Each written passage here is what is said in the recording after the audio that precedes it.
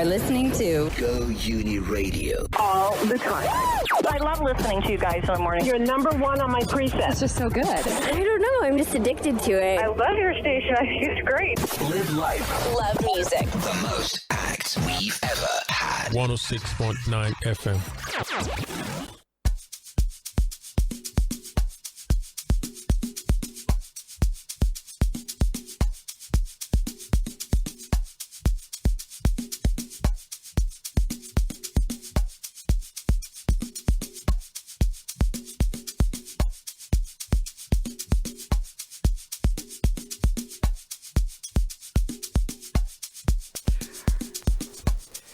All right, good morning and welcome to Good Morning Core City right here on your favorite dial 106.9 FM going ready. And a happy new month, Core City. Happy new month, Esther. Happy new month, Coal City. Happy new month, Chike. Oh God, I am excited for the new month.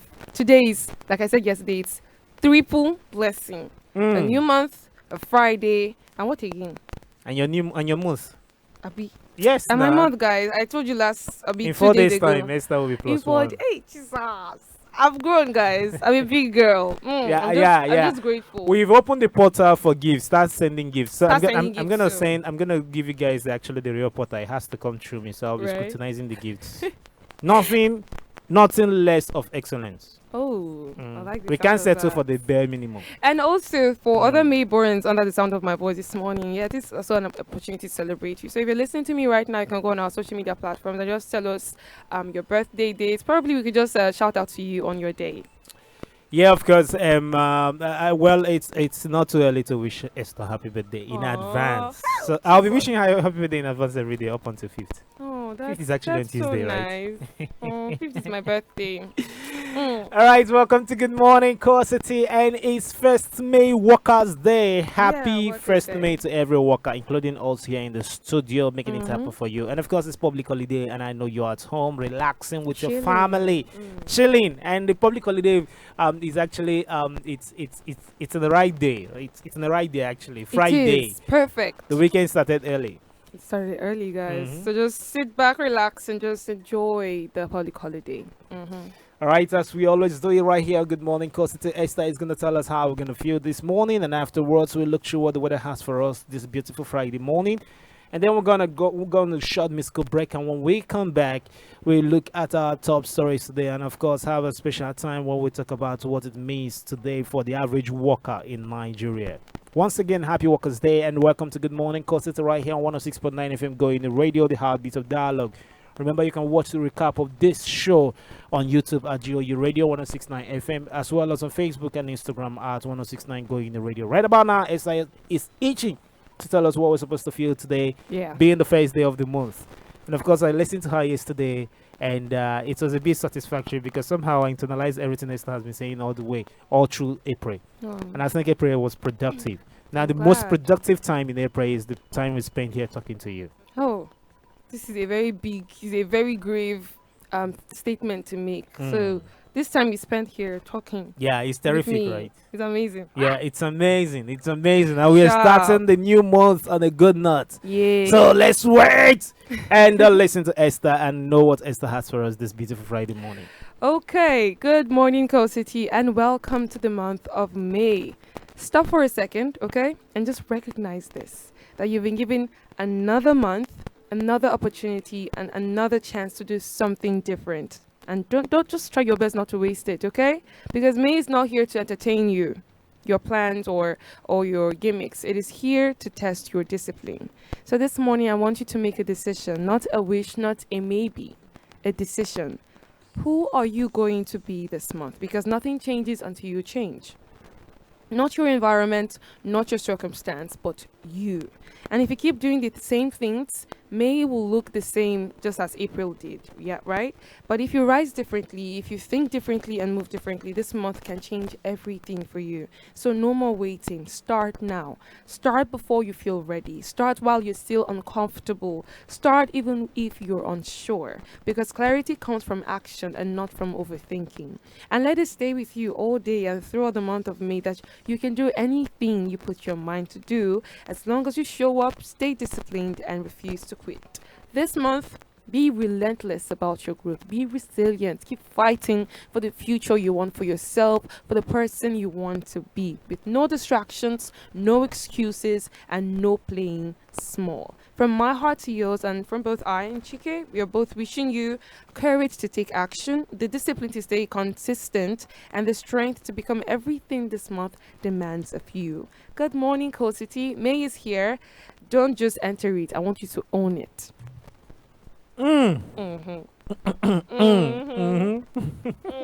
May is here. Don't just enter May. Own it. Own it, like guys, own because you it. got all it takes to do that. Of course. Thank you so much, Esther, for that beautiful piece. And remember, my you're not pleasure. fully dressed without a smile today. Let's So do go that. out there Start and the month with a smile, Lou. It's very important. This is the way you're smiling for you right now. Yes. Now we are so excited. Hey, Chimbo. All right, thank you so much, Esther. And up next, we're going to look at what the weather has for us. Up next is the comprehensive weather report by Esther. All right, we begin in the southwest. As usual, we start with Lagos. In Lagos this morning, they're going to be expecting a cloudy morning. In fact, they're already having a cloudy morning with chances of early showers. Thunderstorms are likely later in the day with moderate rainfall, and temperatures will range between 27 and 33 degrees Celsius. We know one thing about high humidity. It can always cause discomfort. Therefore, you stay hydrated and, of course, wear light breathable clothing to keep your body cool. And moving inland to Ibadan, the day starts partly cloudy with temperatures with thunderstorms expected in the afternoon and evening. Temperatures may peak around 34 to 35 degrees Celsius. And down south in Port Harcourt, expect cloudy skies with morning showers and moderate to heavy rainfall later in the day, accompanied by thunderstorms. Temperatures will range from 24 to 32 degrees Celsius. So if you're in Port Harcourt, ensure proper drainage around your environment to prevent stagnant water and reduce mosquito breeding. And in the north central, in Abuja, Abuja will be experiencing sunny to partly cloudy skies in the morning, followed by isolated thunderstorms in the afternoon and evening. Temperatures will range from 24 to 33 degrees Celsius.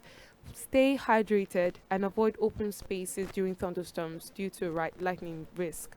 And in Kano will be mostly sunny and hazy with very hot conditions reaching up to 37 to 38 degrees Celsius.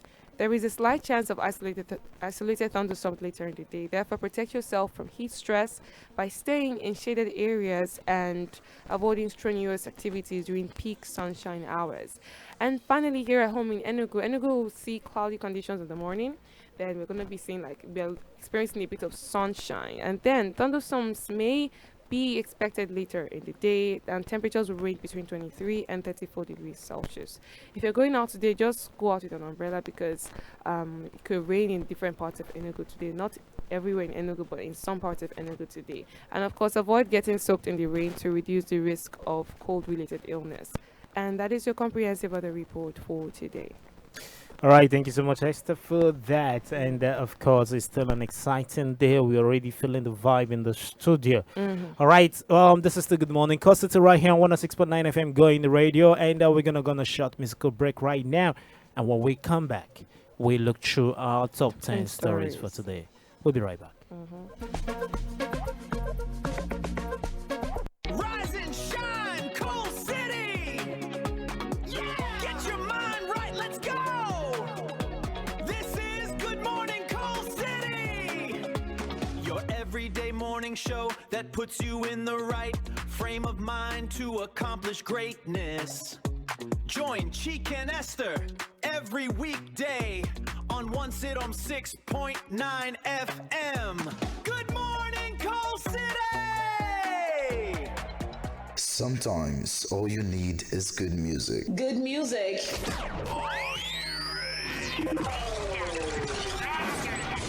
Brand new banger.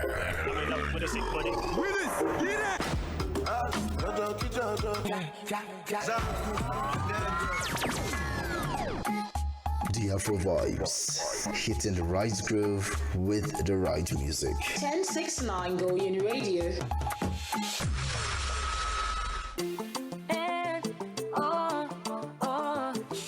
Papa, thank you. Oluwana go tell. Yemi alade, Chineke na go tell. Person where hustle supposed to job. It's supposed to cop. It's supposed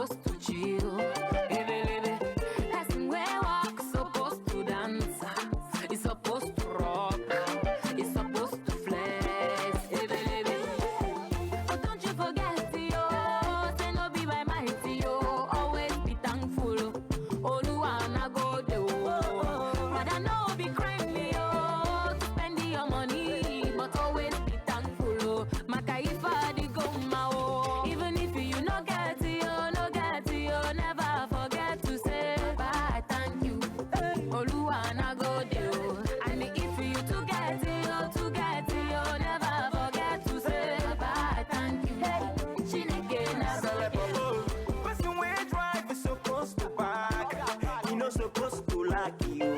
He's supposed to buy money, even man, only na one boss supposed to have. He's supposed to have he's supposed to make a more, but never forget you. Say no be by mind, you always be thankful. Oluwa go there. Sister, no be crying, to spending your money, but always be thankful. Even if you no get it, never forget to say bye. Oluwa na go there. And if you to get it, never forget to say bye. Thank you. Chineke na go there. Yeah. Pop rose. No more enemy, Pop champagne. no more complaining. If you dey live it for lucky, or you dey live it for shita, oh, make you dey pop anything. Cause all na popping guy. You rocking Versace, oh, you driving Ferrari, cruising Bugatti, oh, forever and ever, oh, we going higher, oh, we no go retire, oh, we getting paper, oh, this is my desire. Even if you no get it, never forget to say bye. Thank you, Oluwa na go there, oh. And if you to get it, never forget to say bye. Thank you, Chineke na go there, oh. And if you no get it, never forget to say bye. Thank you, Oluwa na go there, oh. And if you to get it, never forget to say bye. Thank you, Chineke na go there.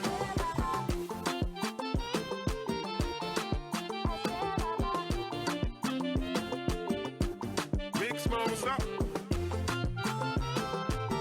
Yemi alade, Celeb on the Chineke na go there.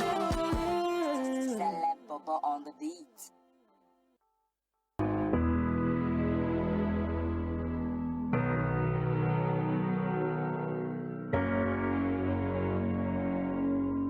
This is to all the listeners, I hope you hear me though. This is Dragia and I'll speak kitty in stereo. There's no mistake, you're tuned in to Go Indie Radio 106.9, that's what is trending though. There's no need for you to touch that dial, cause I'm giving you flows longer than the river Nile. Let me walk you through the aisle. I'm giving you styles, I'm giving you chills, I'm giving you smiles. I need you now to hear the heartbeat of dialogue. This is automatic, this is not analog. These words are deeper than the pages of a catalog. We're getting truths like the words from the synagogue. Go any radio, lock it in your stereo. 1, 2, 3, your pocket now is for your radio. Words from the wise, I hope you really hear me though. Draw can't speak style, hope you all get it though.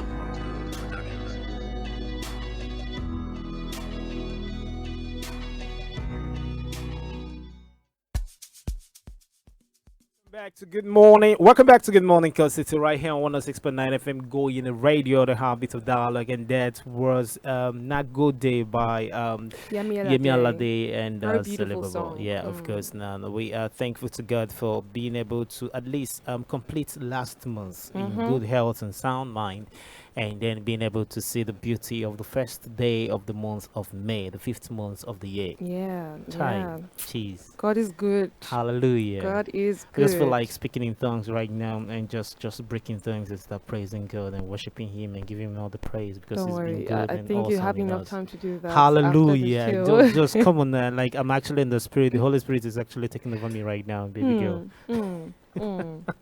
Okay, but this song is quite symbolic. Yeah, it is it's, actually. We are celebrating International Workers' Day today, Yes, and yes. you know the song started with "Person way work is supposed to chop," yes. right? And that's not quite the reality we're seeing in the Unfortunately. country. In fact, our first headline this morning talks about this. I think I'll come back to this song later. Unfortunately. All right, this is the Good Morning Coast City, and this is time for us to look through our top 10 stories for today. That's right. For the first story this morning, we see federal government declares today public holiday.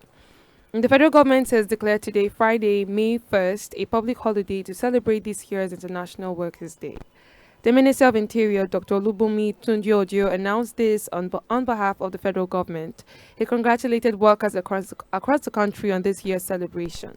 The minister commended Nigerian workers for their hard work and dedication to national development. He noted that their efforts are essential for the nation's growth and prosperity. In a statement, he encouraged workers to embrace patriotism, productivity, and dedication to their duties. These qualities, he said, are crucial for sustainable development.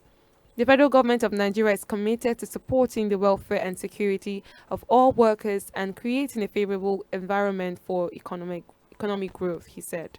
While wishing workers a happy celebration, the minister urged all Nigerians to remain peaceful and law-abiding. He encouraged everyone to use this occasion to reflect on the importance of unity and hard work in building the nation. What do you think, Chike? Yeah, of course, it's a very beautiful one. Like, Yes, the thing so- is, today is public holiday for the workers. Yes, all of us are It's a celebrating day that. set But aside beyond to that, it's a recognize. day of introspection and relative retrospection as well, because every Nigerian worker deserves better pay, number one, good Yeah. welfare, and then ability to step away from the survival mode. Right, and also job security, because any minute, anything, nothing is yours here. 1 minute you're working, the next minute you've been laid off. So I feel like, yes, this day is symbolic, right? But it doesn't solve the issue of unpaid salaries or the lack Underpaid of salaries as well. underpaid salaries. So yeah, I feel like there's a lot to be said about today. But then for now, let's just leave it at that. I think we're going to talk about it in detailed later after Yeah, of the top course. 10 stories. All right, moving forward, Tinubu reshuffles power sector, appoints new minister advisor. All right, the story has it that after months of blackouts, President Bola Tinubu has begun a fresh restructuring of Nigeria's power sector with the nomination of a new minister of power and the appointment of a special advisor to head a presidential task force on sector reforms. In a move aimed at accelerating reforms in the electricity value chain, the president nominated Mr. Joseph Tebwe as Minister of Power, subject to Senate confirmation, while also appointing a former Power Minister, Mr. Lanre Babalola, as Special Advisor on Power and Chairman of the Presidential Task Force on Power Sector Reset and Restoration. The developments were contained in separate State House press releases issued on Wednesday by the Special Advisor to the President on Information and Strategy, Bayo Onanuga. According to the presidency, Tebwe's nomination follows the resignation of the former Minister of Power, Adebayo Adelabu, who stepped down to pursue his governorship ambition in Oyo State. Tebwe, another indigene of Oyo State, is described by the presidency as a physical and economic reform expert with more than 35 years of experience across both the public and private sectors. He was said to have previously served as senior partner and head of advisory services at KPMG Africa, where he led assignments in fiscal policy reform, governance restructuring, institutional transformation, and investment advisory. He has also worked closely with governments, institutions, and private sector operators on regulatory frameworks and strategic reforms. At present, he serves as Director General and Global Liaison for the Nigerian-China Strategic Partnership, where he coordinates bilateral development cooperation between Nigeria and China, particularly in line with the Forum on China-Africa Cooperation objectives. The presidency also noted that Tebwe has had significant engagement within the power sector, especially in areas relating to regulatory and institutional reforms involving agencies such as the Nigerian Electricity Regulatory Commission and the Nigerian Bulk Electricity Trading Company. His nomination, according to the statement, is expected to strengthen ongoing efforts to stabilize the national grid, improve sector efficiency, and attract long-term investment into the electricity value chain. Oh, well, you see, one thing about our power sector is that it has been one of the biggest failures of Nigeria as a nation, as a country. I mean, we're looking at... Not just the biggest, it's the biggest It's scandalous not the failure. biggest, because, okay, we're looking at high electricity tariffs, right? Epileptic power supply, and then even nonsense infrastructure, because every now and then saying, oh, we have problem with infrastructure. And then our president is calling for, in fact, they have already reshuffled already. And then reshuffling is nothing new to Nigerians. We've seen a lot of it recently. What matters is results. That's what we want. So we're looking at reshuffling towards versus reformation. Now let's watch and see. Let's watch and see, because there I are still think there's just blackouts in the results. country. Because I don't understand. But then let's see how it goes. Oh, well, moving forward this morning, we see 2026 UTME sparks kudos and knocks. The 2026 Unified Tertiary Matriculation Examination conducted by the Joint Admissions and Matriculation Board has drawn mixed reactions from education stakeholders who commended some reforms but faulted recurring technical and logistical challenges. The examination, which held from Thursday, April 16 to Saturday, April 25, 2026, had about 2.2 million candidates across 966 accredited computer-based test centers nationwide, with a mock UTME earlier conducted on March 28. Speaking, the founder of Mecklen's College, Lagos, Ebenezer Mbamalu, said JAMB recorded some progress in enforcing standards during the exercise. Mbamalu commended the introduction of improved biometric verification and real-time monitoring, which he said helped curb impersonation. He further praised the adjustment of candidates' reporting time from 6:30 a.m. to 7 a.m., describing it as a safety-driven reform. This was to stop teenagers from traveling in the dark, he said. He also acknowledged improved support for candidates with disabilities. However, Mbamalu faulted persistent technical and infrastructural failures across centers. Technical failures were still everywhere. In Abuja, one center couldn't even run exams simply because the mouse and keyboards were broken, he said, describing it as inconsistency with CBT standards. He also raised concerns over unstable power supply and poor internet connectivity at some centers. Mbamalu said the uneven experience meant fairness was compromised. Some centers ran smoothly, others had long delays that affected performance unfairly, he said. He further criticized the absence of an effective complaint system for candidates. There is no proper complaint unit. Students who try to report issues find no working portal, no responsive phone line, and no physical desk to visit, and their complaints disappear, he said. According to him, this reflects a lack of accountability in the system. Chike, what do you think? Every single thing said here is actually true, and that's the so unfortunate thing that we are still facing in this country. And I say the funny thing is that we have professionals who can actually make these things happen and seamless for the average person who is participating in this recurrent exam, which happens every year. But now, a country that has decided to wallow in mediocrity in every sphere of its operation it's always going to result to us having recurring issues that's simple. It's not like it's rocket science to fix. Next year we'll still have this issue. And it's crazy because these centers are actually, most of those ones that are having faults and everything, they were accredited, right? We had about 966. And that's what I'm saying. So what was the point? We have 12 months to fix this thing. That's why I say next year the same issue, next year the same issue. See, until we start laying emphasis on excellence, less of unnecessary feudalism, unnecessary favoritism. Yeah. That's when we start getting things right. That's true. Because that's true. I bet you next year the same thing will happen. That's the thing. But we do applaud the recent reforms. The fact that students will not have to leave the house to go and take a 6:30 a.m. exam, because I think that happened last year and we actually had really bad results. So they reformed it to 7 a.m. and then I think they did better when it comes to technical logistics this year, because last year, there's nothing somebody did not hear. This person said they changed their results, that this is not what they got, that kind of stuff. But I think this year was a lot better compared to last year. Let's hope that 2027 JAM exam will be better. Let's hope. That's the point of view. That's the least we can actually do. All right, moving forward, Gombe University workers threaten strike over non-payment of entitlements. The story has it that the Gombe State University chapter of the Academic Staff Union of Universities also has urged Gombe State government to settle outstanding entitlements owed its members to avoid academic unrest in the institution.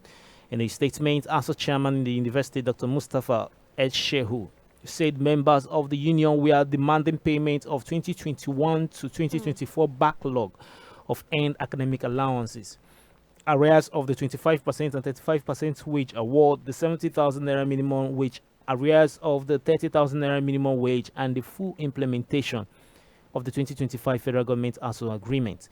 He lamented that all efforts made by the leadership of the union to get the state government to settle outstanding entitlements of its members proved abortive. Consequently, the Congress resolved that the state government should settle all the outstanding entitlements with immediate effect. Also, the Congress may consider other options if the government fails to address these issues, he said.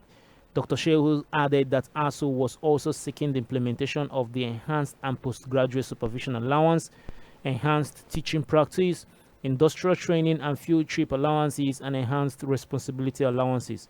He therefore appealed to stakeholders, parents, and guardians to intervene and advise the government to settle the outstanding entitlements of its members. Oh well, here we are celebrating International Women Workers' Day, and we are still looking at problems with workers' welfare in the academic sector. It's very funny because imagine since 2021, what is the state governor doing? What is the state government doing? Because this is so unfair. Because every single day these people get up and deliver, and then they at the end of the day they can't get their payment. They are always underpaid. And in fact, look at the time frame, and this is so bad. It's still, this headline now draws a lot of attention to workers' welfare, which we'll still talk about in details later. Yeah, that says so much about how we take education serious in this country. It's unfortunate actually, because this is not the first time we're hearing this from a state university. I think we took headlines like this week. one yesterday, but this one was about southeastern universities. Well, it's just quite unfortunate actually. It's unfortunate. It is indeed. Moving forward, bandits kill father, 8-year-old daughter, and abduct family members. The story has it that bandits have launched a deadly attack on Garinfaji village in Sabon Birni local government area of Sokoto State, resulting in the death of a father and his 8-year-old daughter. 17 others were abducted and about 50 cows were rustled during the attack. Local sources told Daily Trust that the attackers stormed the village in large numbers on foot, leaving their motorcycles at a distance to avoid detection due to engine noise. A resident who spoke on the condition of anonymity for security reasons said upon arrival, the assailants began shooting sporadically, forcing residents to flee. I was in my shop around 12 a.m. on Wednesday when I heard gunshots and signaled their arrival. I quickly closed and went into hiding, he said. He added that the bandits later entered a house where they killed a man, Haruna Dankwambo, and his 8-year-old daughter. They also abducted his 2 wives alongside his brother's wives and brother's children's wives and other children. According to residents, a total number of 17 people were abducted, including 3 men, while the rest were women and children. The attackers also rustled about 50 cows during the raid. Residents said the incident was not the first, recalling previous attacks in which people were killed and abducted. They also recounted a separate incident where villagers fleeing bandit attacks capsized in a boat, leading to the death of about 10 people. They operated for about an hour before security operatives arrived. They had already left, the source said, adding that the community lacks security presence. We are calling on authorities to rescue our abducted relatives. The situation is becoming unbearable, he said. Efforts to speak with the police Public Relations Office and the State DSP Ahmad Rufai on the issue were unsuccessful, as calls and text messages sent to him were not responded to as of time of filing this report. It's quite unfortunate that we are getting these stories, and the point is, we talked about us being more proactive and applying strong intelligence in nipping this to the bud.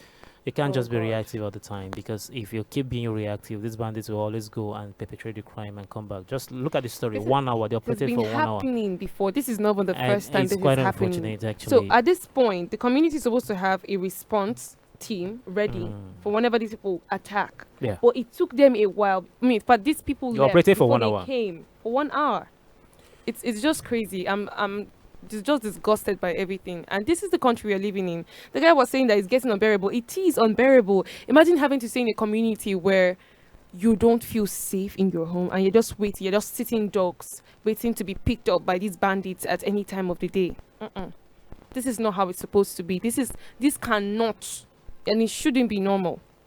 They should know what to do. And the fact that the ASP or the DSP of the police at the state couldn't respond, like till now, okay, as of time of filing this report, he hasn't said anything. Nah. This is a mess. As well. All right, moving forward. And one Rukuba killings, security tightened as suspects appear in court, plead not guilty. The story has it that heavily armed personnel yesterday took over strategic points at the Jos High Court as the 5 persons accused of spearheading the March 29 killings in Angwan Rukuba, Jos North local government area of Plateau State, made their second appearance in court.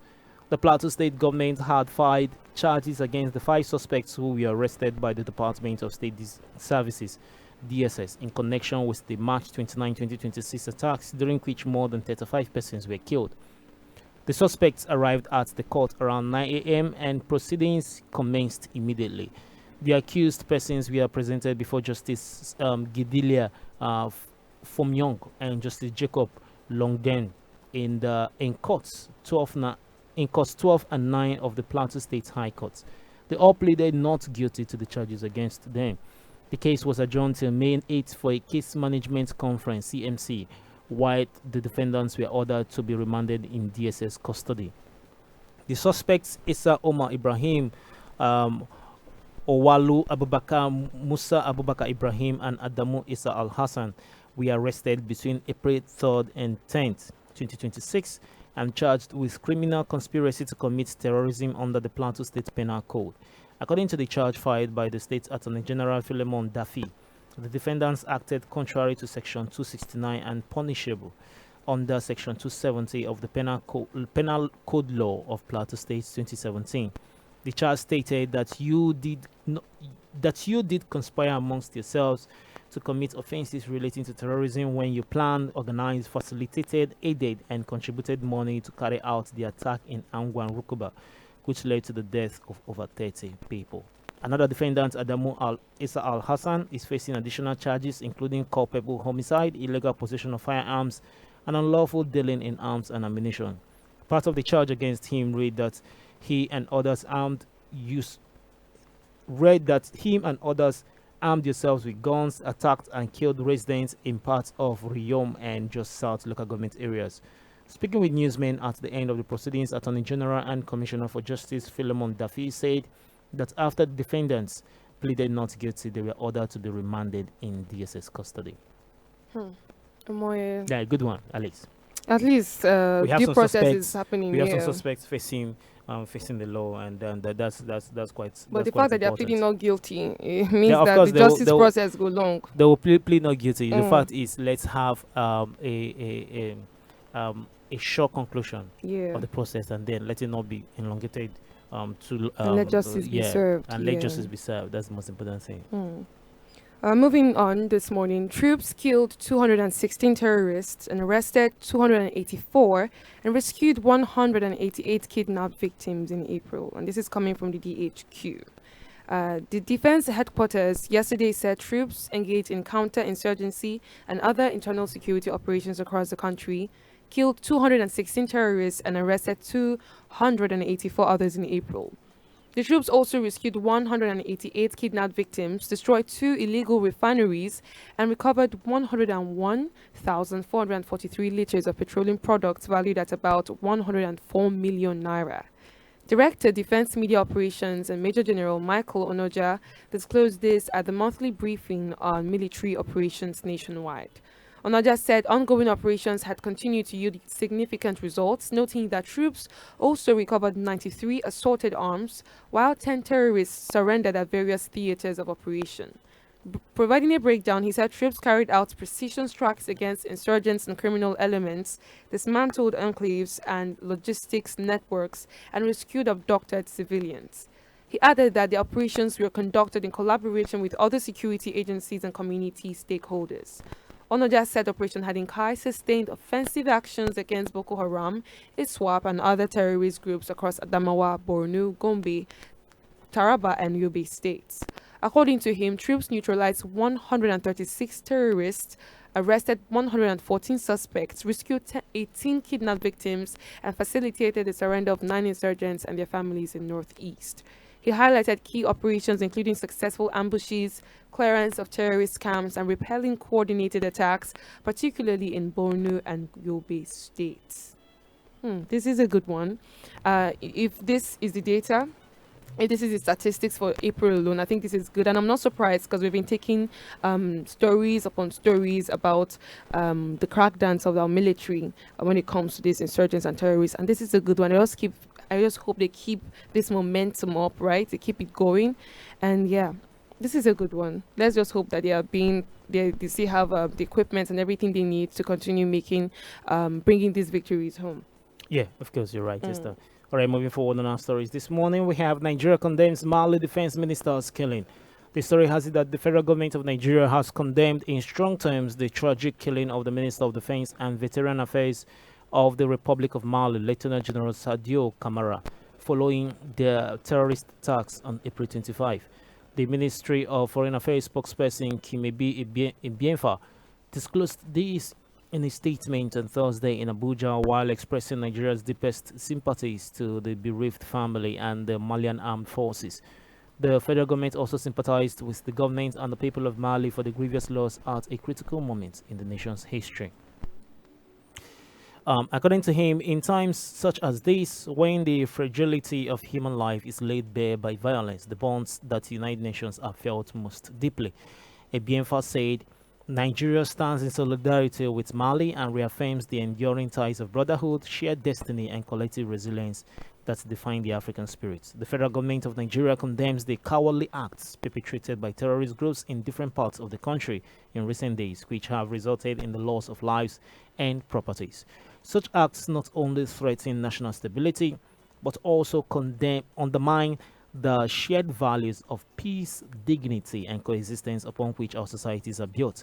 Terrorism in all its forms and manifestations remains a common adversary that demands unified resolve, sustained cooperation, and reaffirmation of our shared humanity to tackle. He stated Nigeria's resolve to support Mali towards safeguarding its sovereignty and preservation of its territorial integrity, as well as to restoration of lasting peace and security. According to him, Nigeria remains committed to working with Mali and other partners within regional and international frameworks to confront this scourge of terrorism. Oh, well, that's quite sad. It's quite sad that the Minister of Defense of Mali lost his life. Yeah. And then it's quite sad that militants are actually trying to overrun the country. Honestly, West Africa in general, we've been having a lot of instability. We've seen a lot of coup. We've seen a lot of insurgency, and I think it's not just an isolated problem. It's a regional problem right now because the same problems you're facing with insecurity, even though Nigeria's own can be quite worse, but it can actually spill over borders. Right? So I just feel like we should just put all hands on deck to curb the rate of insecurity and insurgency, and just nip this problem of political instability and, of course, terrorism in the bud. Of course, yeah, quite right. Moving forward this morning, we see U.S. war in Iran cost $25 billion so far, says Pentagon official. The story has it that the United States war in Iran has cost $25 billion so far, a senior Pentagon official said, providing the first official estimate of the military's price tag for the conflict. Jules Hurst, who is performing the duties of the comptroller, told lawmakers and the House Armed Services Committee that most of that money was for munitions. Hurst did not detail what that cost estimate included and whether it took into account the projected cost of rebuilding and repairing base infrastructure in the Middle East damaged in the conflict. And Representative Adam Smith, the top Democrat on the House Armed Services Committee, responded to her saying, "I'm glad you answered that question because we've been asking for a hell of a long time and no one's giving us the number." Earlier in March, President Donald Trump's administration estimated that the first 6 days of the war had cost the United States at least $11.3 billion. Defense Secretary Pete Hegseth told lawmakers that the cost was justified, given the U.S. goal of ensuring Iran will not have a nuclear weapon. What would you pay to ensure Iran does not get a nuclear bomb? What would you pay? Hegseth asked. The United States started carrying out strikes against Iran on February 28, and the two sides are currently maintaining a fragile ceasefire. The Pentagon has poured tens of thousands of additional forces into the Middle East, including keeping 3 aircraft carriers in the region. Oh wow, I'm not surprised. Imagine how much of funds that could have gone into maybe development and other war costs money. War costs money. That's the thing. And then people fight to protect their interests. I understand the sentiments we're going to bring in by trying to make comparisons about using money to develop yourself. But if you keep developing yourself, you can't protect yourself and can't protect your interests. What's the point? A stronger nation will just come and take it. That is true. Well, it's not like me. I'm supporting war, but the point it remains that war costs money. And then it also leads to a lot of losses on both sides. Of course. And So- then another thing we still need to, you just reality check. Another thing everybody needs to understand, as a country, you still always need to prepare yourself to defend yourself, or preemptively even attack. Retaliate if the case in arises. any case, in such cases of you need to be preemptive about sometimes some attacks means defense. Yes, true. That is So- true. Right. Our last story this morning in the world of sports: 2028 Olympics, Falcons to face Sudan or Comoros in qualifiers. All right. The story has it that the Nigerian women's national football team, will face either Sudan or Comoros in the qualifiers for the women's football event at the Los Angeles 2028 Olympic Games. The pathway was confirmed after the Confederation of African Football conducted the qualification draw in Cairo on Wednesday, outlining the route for the continent's representatives. Nigeria, Africa's most successful national team, have been handed a bye into the second round in recognition of their pedigree, and will begin their campaign against the winner of the preliminary fixture between Sudan and Comoros. A total of 35 nations are involved in the qualification process, which will be contested over 5 knockout rounds on a home and away basis, with only 2 slots available for African teams at the Olympic Games. The 6 lowest ranking teams, including Sudan and Comoros, will compete in the opening round scheduled for June 2026, with the winners advancing to face top-ranked sides such as Nigeria, South Africa, and Ghana in the second round. From the stage, the competition will be progressively reduced through further knockout ties until the final round determines the 2 African representatives for Los Angeles 2028. The second round is scheduled for October 5 to 13. The third round will come between February 23rd to March 6, 2027. Fourth round from October 4th to 12, 2027. And final round on November 23 to December 4th, 2027. Well, this builds momentum for the competition, yes, and we're rooting for our women's Falcons, right? So of course they have our support and of course our encouragement. So let's just go out there on the national stage and international stage and just make us proud. Yeah, of course, they will. Yeah. All right, now let's talk about, remember that today we celebrate International Workers' Day. Now let's look at this in the Nigerian context, because even if it's an international celebration, I feel like experience is kind of differ depending on the country. Now let's look at it from a Nigerian perspective. What does it mean to be a worker in Nigeria? Is it about survival? Is it about stability? How is it to you, Chike? What do you think about workers? These workers. The average worker in Nigeria. The We're talking average about the working average worker. Nigerian. Thank Not you. the few elites. The average worker in Nigeria. Clock that. Yeah, it's actually damning to say that the average worker in Nigeria is more like a slave. They toil 9 to 5, toil day and night, and go home practically with nothing, because it's more like survival for them. That's true. Like, It's crazy. And then we it now seems look like there's at- nothing to show for it. The average worker in Nigeria cannot actually purchase a new car for himself or for herself. The average worker in Nigeria struggles to pay their rent, struggles to fees, struggles to pay children's school fees, struggles to transport themselves. And they're just living from- the barest minimum of living in 21st century. They struggle for it, and it's quite unfortunate. And they keep living from paycheck to paycheck. From paycheck to In fact, paycheck. there's this analogy people used to use on, even though, one thing about Nigeria, we have this way of kind of bringing out humor, making fun of our suffering. Someone will say, the month of, we are still in the middle of, let me say, this is April. We are still in the middle of April, and I'm already owing. I've already racked up debts for May. So you're living from hand to mouth. You're walking like a dog. How they say, walking like a donkey and eating like an ant. That's actually the everyday reality of an average Nigerian worker. And then we're not seeing the cost, the everyday costs it brings to you. The now you're rising waking cost up, of living is I'm quite telling you, crazy. every single and you're trying your best to beat traffic, you're trying to beat deadlines, and then every single day you're trying to just deliver so that you won't be laid off or something like that. You're beating traffic, you're waking up early just to get to work, and at the end of the day you're underpaid or you're not paid on time. This is the reality of an average Nigerian worker. And then job security. Many people, they don't even know it. They just like, let me be going. Whenever they tell me to go, I be go. That is what it means to be working in Nigeria today. And yes, we are celebrating international. We are recognizing their efforts, because down from a teacher teaching in the classroom to traders, these are people that are making Nigeria work.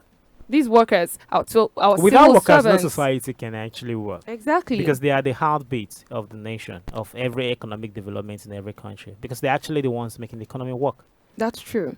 And then they're facing serious economic oh my God, yeah, we are strained. Let me put it that way. Workers are strained. I know they're listening to me right now. I think it's important that they actually take the day off and just rest. Because last time they'll tell you, there's no ambition. Sorry, there's no longer, you're not doing it out of a place of ambition or passion. You're just doing it to survive.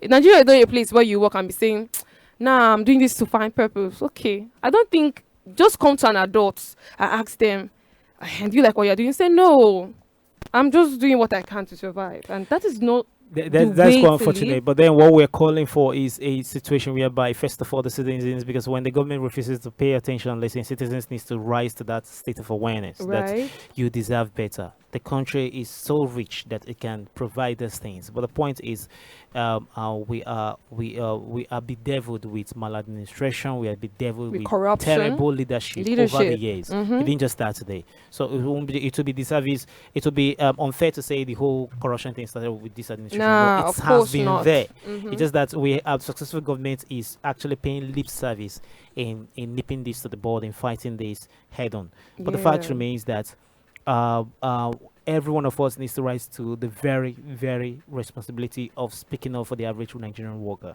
Yes, you know, it's stemming, you, it's me, it's all of us. Stemming the abuses of employers, and then promoting the rights of the employees. And at the end of the day, we see a thriving economy. We see a highly skilled economy. Because when we talk about workers, it affects everybody. If the teacher, the lecturer is a worker, right? The teacher is a worker. So if we don't pay the teacher well, if we don't treat them well, they won't develop themselves. They won't see they won't deliver. They won't see the motivation to develop themselves to deliver a highly skilled population. And when it's a ripple effect. When the teacher is quite developed, treated well with good welfare, you see the teacher dedicated in serving the nation by ensuring that they deliver excellence in building a highly skilled population. And when we have a highly skilled population, we see people coming into the system and giving in their best, and you see the system functioning. And it's quite unfortunate because right now it seems like everybody, the Japa syndrome is affecting every critical sector of the economy. The health sector is most hit because the doctor being a worker is not being paid well. And he or she will want to travel out of the country. They will tell you, do you know what I went through to get this degree? Do you know what I went through to get this certificate? Or more, if you're not going to give me a proper welfare or ensure that I get this it's not even about what they went through. Yeah, what they went through is one of it. But the thing is, I went through this thing for me to serve and then cater for myself and for my family. That's the most important thing. So and they should be paid well. If an average doctor, I don't see like with the current economic reality, I don't see where 70,000 is actually the minimum wage. But I don't see where 77,000 actually.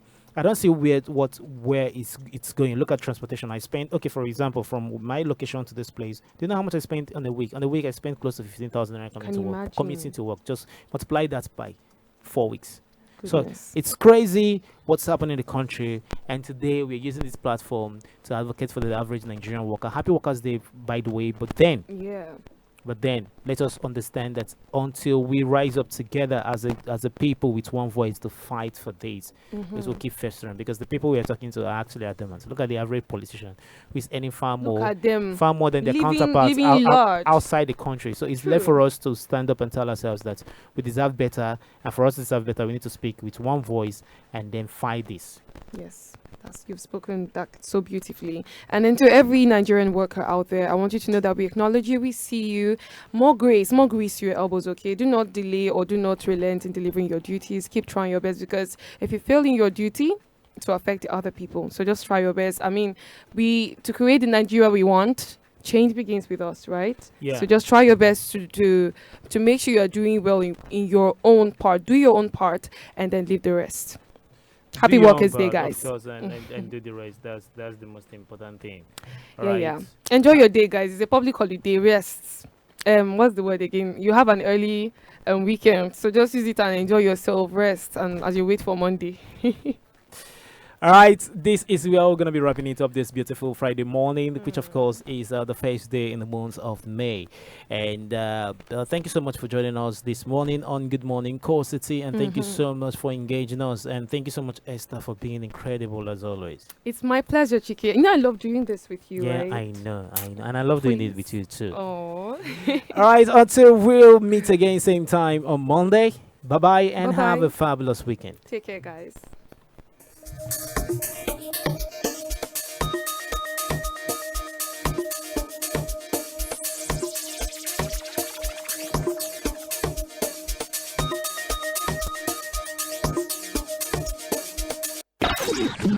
It's hot, it's new, and it's just for you. You are listening to Go Uni Radio. All the time.